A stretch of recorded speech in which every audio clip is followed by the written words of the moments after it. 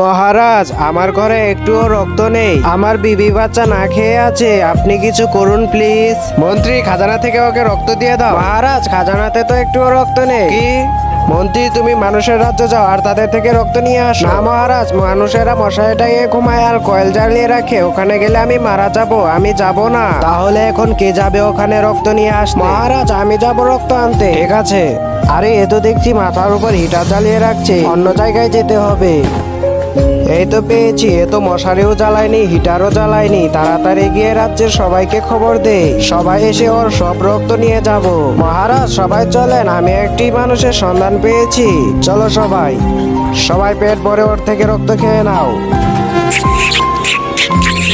নাম কি ওর? ওর নাম রাজু। হ্যাঁ, কিভাবে মারা গিয়েছে? এই বিষ খেয়ে। আরে, আমরা তো বিষ মাখানো রক্ত খেলাম।